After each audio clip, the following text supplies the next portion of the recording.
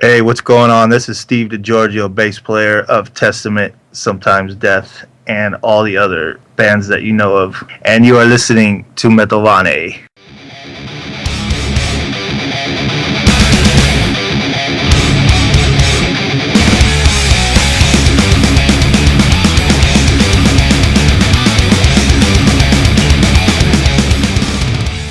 Mr. Steve, how are you doing? Hey, I'm alright. How are you? I'm doing great. You guys were in Australia last month and you played at Soundwave. So, how's the gig? How's been the response from fans? Oh man, that was awesome. It was my first live performance back with Testament in about 9.5 years. Right. And I don't know, I was a bit nervous. Not nervous like I didn't know what I was doing, but just to, you know, I've been gone for a while, so I wanted to Right. catch up. Wanted to catch up to those guys, get back, because they've been going strong since I was True. away, and Right. what a perfect place to feel back at home is in front of I don't know how many people were there, twenty Thousands of thousand, people. yeah, thousands of thousands. It was a big ocean of people in front of me. I couldn't see the back, Right. and there was some concern about going on. Our set time was around 2 o'clock in the afternoon. I think we went on at like 1:40 to 2:20. So Mm-hmm. not only were we on early in the day, but we were only playing 40 minutes. That's Uh-huh. kind of the short That's time for, like quite less, right? for a band like Testament that could Testament. play even just their hit song for over an hour and a half. Right. So it was kind of, we were talking about maybe it being a concern, but it worked out good because Australia was having their summer when we were there, Yeah. and with us going on kind of in midday, the sun was nice and high, so we actually had some shade from the top of the stage. The little cushions they Right. made. So we weren't in direct sun, and the benefit of playing early in a festival setting with so many good bands is Right. we were playing early enough to where the decision to which band you want to see wasn't that hard. Right. If we had a better spot later in the day, we'd be going against bands that would have more of a crowd. Yeah. Uh, so it worked out great, man. The people really loved us. The Australian people in general and the metal crowd and everything is just, it's amazing. It's a really awesome place to play, and the Soundwave Festival is run so well. Absolutely, yeah. Super organized, and it was great, man. I wish it would go on and on and on. I didn't want to leave. Yeah, that does happen. Is the rapport and chemistry similar to when you were in the band during the dawn of the new millennium? During the dawn. Uh, yeah, I guess so. I mean, the chemistry, yeah, is fine because now I've known these guys, going on, well, since my son was born, so almost 18 years I've known these guys. And, me and Gene have been, we started our relationship back in the late 80s. We've been friends for over 20 years. And Yeah. so, I mean, as far as the personal connection, I mean, I've been long term friends with almost everybody except Alex, and Mm-hmm. now this was my opportunity to travel with him and sit and talk with him for periods of time and stuff, and Right. we got along really great. Mm. So, I mean, yeah, the chemistry, it's been really good. Uh-huh. That's good because I had a chat with Alex, and Alex is a bit, a reserved kind of person, and he loves traveling for sure. So, you guys would have had fun on road. Yeah, he can seem reserved, but I got him in the right setting once in a while, and I opened the box a little farther and got a little Uh-huh. more out of it than normal. We, That's we had cool. some good heart to hearts about just anything that came to mind. Right, I agree with that. And you joined, rejoined Testament after the departure of Greg Christian. Now, how did this come about? And you were the obvious choice given your, prolific career as an extreme metal bassist and also with the history with Testament. Or were there any other contenders, you were aware of? Uh, I, from my point of view, I don't know. they didn't really tell me what was going on behind the scenes. Chuck just gave me a call one day and said, "We need a bass player. Are you ready to go?" And I said, "Sure." I mean, it was. I mean, I know there was a point where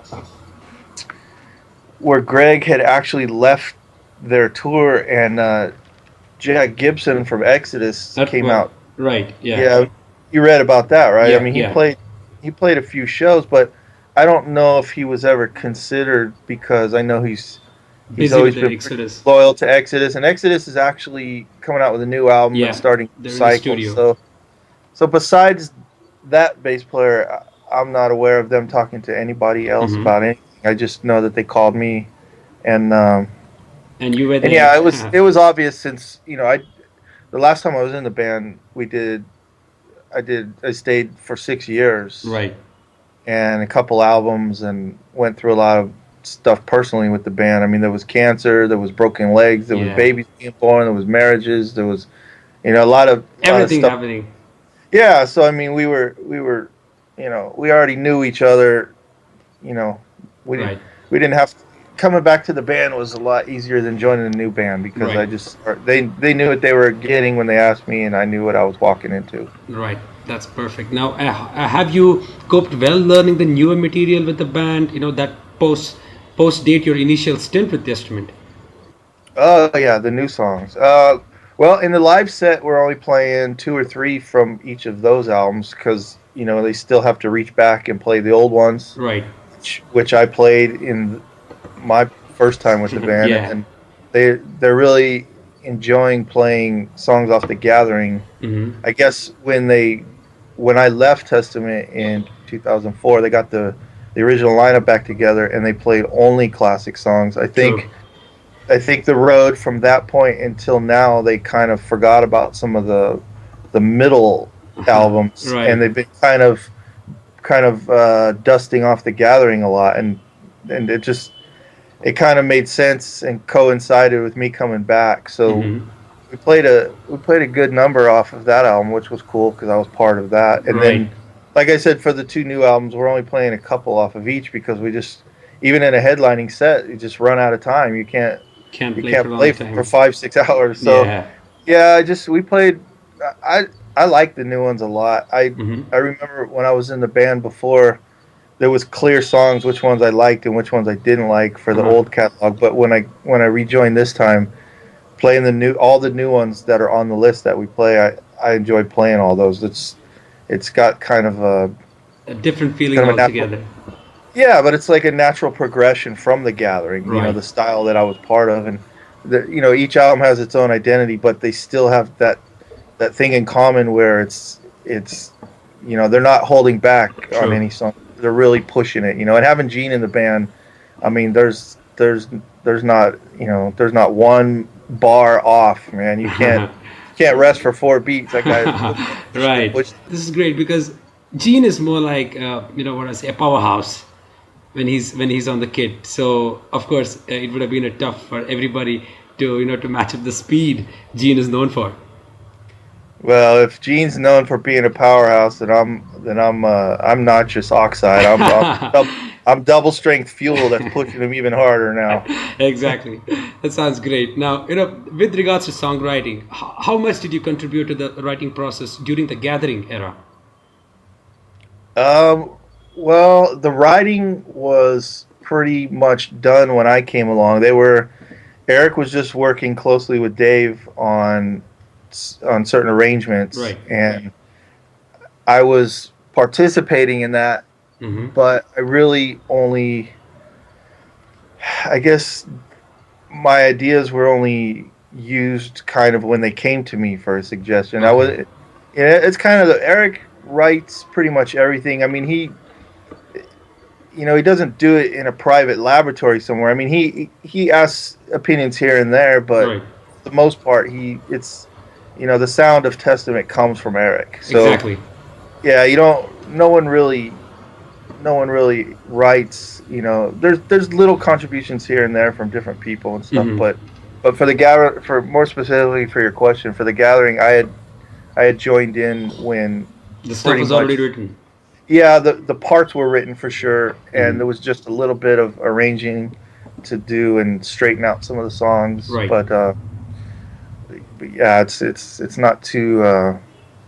Well, now Alex is back. I'm sure he helps with some of the riffs, but um, it's pretty much Eric writes the music, Chuck writes the lyrics, Right. and and the band can participate in and help kind of smoothing out or filling in some of the gaps. But I mean, it's the sound of those two guys. That's the entire band. Right. And what are the prospects of you making sizable contribution to the Testament's new album, which is coming up later this year? Well, that depends on a lot of things. I mean, first of all, I have to have something worthy to contribute, and we'll see if I can even reach that point. And then, I mean, writing takes a long time, and True. it's, I mean, Eric's been working with Dragon Lord, and they, when I joined a couple months ago, they're still finishing up the touring cycle for Dark Roots, so. True. There really hasn't been that long stretch of time where, anybody could sit down and compose yet. Right. So it's going to be, I don't know, it'll be a long shot because, like I said in the last question, it's pretty much up to Eric what gets played musically. So I don't know. I'll come up with stuff and present it, and if they like it, great. And if not, I mean, maybe I can. Sell it to somebody. Yeah, make right. There are other things because given that you're going to have a busy schedule on the Testament front alone with active touring as well. How will you balance this obligation with your other endeavors such as Death to All tours and perhaps Sadus and Soen? Well, that's pretty easy because you could cross two off that list right away. Right. Soen has moved on with a local bass player. It's been a year and a half since they told me not to tell anyone. So if they haven't told somebody by now, I don't have any idea because I heard the album that came out and that was mind blowing. And after that, I have no clue. All I'm aware that Martin Lopez is working on another project, Fifth to Infinity. Fifth to Infinity. Yeah. I haven't talked to him too much about that. I have talked to him recently about Soen, and he said that they do have a lot of songs. I don't know if they're done, but I know they're a little bit behind the schedule that they set for themselves. So I think they're just. I know Martin's tendency is to. He likes to start over once in a while. Like maybe they prepared the songs and then maybe tore them apart and rebuilt them. I don't know. They're just it's a hard process, and Martin takes it, really seriously. So I think he's taking his time and making sure it's what he wants to put out. Right. So, that's cool. Like I said, not long after we made those videos, they went ahead and got a local bass player to join the group. It made sense because the other three guys live very close to each other, and I'm like a 13-14-hour flight away. Right.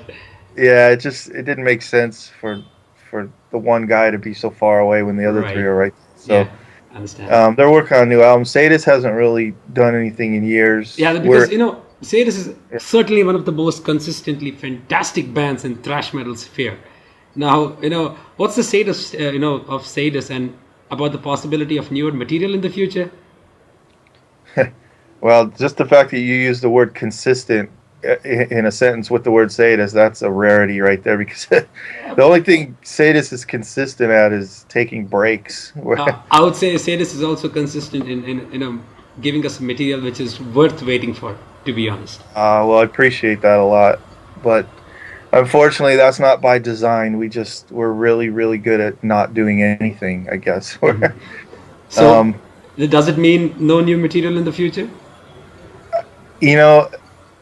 We've had some pretty big gaps between our albums, and during those gaps, I've said everything possible. I've said we'll never put out something. We're on the verge of putting out something. I've tried every answer possible, and the thing I've learned to do is just sit back and just let it happen. Because when when I think I know it or I try to force something to happen, I'm always wrong. Right. We've actually had a 8 to almost 9 year gap between album 4 and 5, Yeah. and so It's a long gap. yeah, no one could predict that. So I guess right now So it's like never say never. We can be back anytime. we're just on an indefinite Hiatus. indefinite hiatus, exactly. Right, right. But I mean, the main thing is, and probably one of the biggest reasons we weren't super active, besides the fact that there's only about 7 people in the world that like our band, Right. was that we're pretty much better friends than we are. We're more of a group of buddies than we are bandmates. So That's more important, don't you think so? yeah, I mean, it's more important and it's good because I've been in bands where some of the guys won't even talk to each other. And Right. that's the situation. But even so, like you said, there's people that enjoy our albums, and it kind of sucks to Let this happen. But see, the kind of friendship you have in the band, and that reflects on the music which you guys have put out. So that gives us a clear reason that why your fans are in love with Sadus, because there's such a strong bond in the band, and that reflects in your music.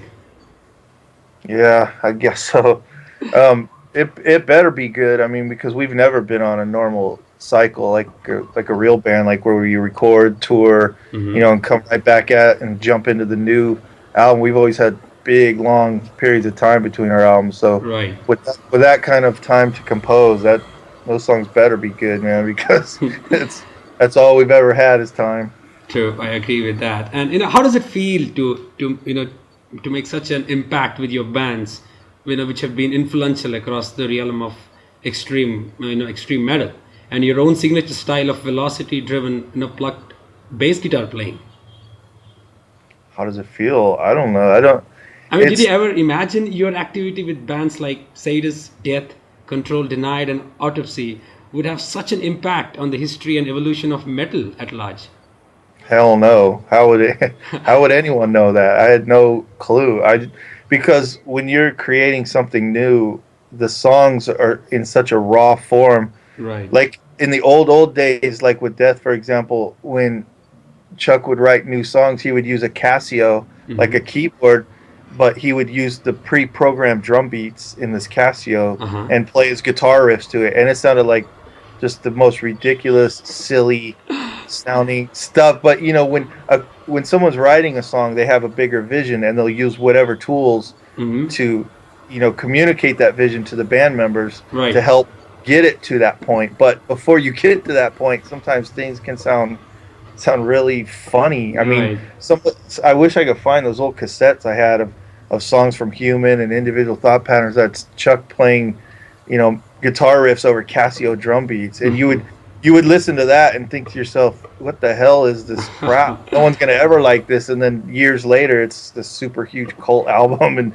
in the metal world, and it's like, wow. So, I mean, I guess being behind the curtain, before something is made, there's no way to know what it's going to do because it's in such a raw form and such an infancy of a sound that you have no idea what it's going to be. You're just working to make it as best as it can be, and then when you're done, when you've completed it, you usually walk away from the project because you're so sick of it. True. And then one day it just, you open your eyes and people are, they're really enjoying it and talking about it years down the road, and it's weird because then you have to rewind your brain back to when you made it and try to pretend that you knew it was going to be important or try to imagine what's special about it. So it's a weird process, and I guess the fact that I don't sit around and dwell on if something is going to be important or influential just keeps me looking for that next project and keeps me reaching. Still hungry for more. Yeah, sure. Wonderful. But as far as balancing the time, I mean, so we've settled the case with 2 of those bands, and with Death, it's really just, it's not even a real band. It's just we're like legacy behind memorial tribute. Yeah. So the offers are coming in from different parts of the world, but we have to be pretty selective about what we do because we're not billing this as a real band. We're not releasing any new product or anything. We're just playing old songs for people to have, an hour and a half of nostalgia, and that's Right. it. So it's not very demanding, and Testament management does a very good job with working with all the band members, Hmm. their individual schedules to move things around in the year, Right. because Gene is very project laden, Alex is very busy on his own. Own, yeah. Yeah, so all the members in Testament are, Somehow you know busy in their own musical endeavors. exactly. So it works. Everything's been working out pretty good. We kind of work off of each other's schedules and plan Right. everything. We just now with Google calendars and with the way of doing things, you can set things way in the future. Everything. Right, Yeah, yeah. you could see the whole year right on your screen and just make plans. So Plans accordingly. Absolutely. Now, this year at Soundwave, all metal fans, whoever were present, witnessed Gwar, probably for the last time. I don't know. And after a few weeks, Oderus died. So it's a disheartening situation, because I spoke to Oderus just few weeks back when he was heading to Australia. Uh, Metal World has lost one of the best frontmans ever. yeah, it's. I mean, it's weird when. I mean, he's. I was aware of Gore, but I never got to know the guys. Never really was around it, and until Soundwave, and apparently they're very good friends with Testament, because that guy Dave was hanging out with Chuck every day. Right. And in fact, we had the same flight. We flew down and connected in Los Angeles before we made it across the ocean. And there were a few bands on the same plane. Mm-hmm. And the Gwar guys were on our flight. And we were sitting in the bar in Los Angeles airport. And he was already on fire, man. The guy was buying drinks for everybody, pats on the back and hugs. And he was Right. he was ready to go. And every day I saw him at Soundwave, because he would come to our the dressing room situation at Soundwave is like a little trailer park, and True. you have your privacy when you close the door, but other than that, all the bands are really close to each other, and Dave was at our dressing room every day, and I just had met him for the first time during this trip, and Mm-hmm. and we got in a pattern of doing these Grey Goose vodka shots every day. And I remember one day neither of us had a bottle within reach, and we were looking at each other like something was wrong, and so we're like, "Hey, come on, man, come on!" And so I went back and poured a couple shots and gave it to him. We, did a little cheers and a little shot, and it was kind of cool. I just got to know him, and what a great guy, man! It's like, and then you come home and you realize he's gone. I was like, Right. wow, I guess I was part of his last days, and sometimes you never see it coming, and Absolutely. I don't know how he went, but I can say that at least the last part of his life, he was a happy guy, man. A little bit too happy some days, but he always had his friends around him to pick him up. He was always like that. I mean, I've been following Goa from so many years, and I have no clue what's going to happen in the future, because he was the sole creator of the band, and he was the main guy who was holding them from past 2 decades and a half. So nonetheless, I mean, let's hope everything goes well in the Gwar camp in future. I don't know. Testament came a few years back in India when with Greg, so we got to witness Testament for the first time. Although they have promised us that they will be back again, and of course it'll be you with them. So it's going to be an honor, to see you live finally. Oh, I'd love to, man. I've been waiting to go to India ever since I was a teenager. I've never had a chance to go there, so anybody willing to take me, I'm ready to go. You would surely be coming with Testament, and that day would be one of the most epic days. So you have tons of fans in India, especially the bass guitarists, because they follow you. So out there in India, there are so many fans. Is there a message from you? If yes, please go ahead. Well, if I'm going to talk to bass players, I'm going to hold a secret meeting. There's going to be no message broadcast in the meeting, because what I have to say is so vitally important to the bass community. It can't be heard by non-bass player ears. Now you gotta tell to I'm the just Sadus kidding. I don't- fans. You got to tell to the Sadus fans, the Death fans, and so many of the projects you've been part of, because some way or the other, you are linked to them because of the music you have created. Yeah, no, I mean, I don't have any particular message, but I just can assure the fans that, what I just told you. I would love to come visit your country, and I mean, because I've been listening to artists from India since I was a boy, and Wow. we go out to eat to Indian restaurants all the time. I mean, we just enjoy just everything about the culture and the people and everything. So I would enjoy to be there where it originates, instead of just being around the immigrants that come here. Right. I'm just afraid of the traffic, though. I see. I think you have noticed something. That's why you're telling me, because whenever bands come here, the first thing they see is, oh my God, how the hell do you guys manage? It's such a mess over here.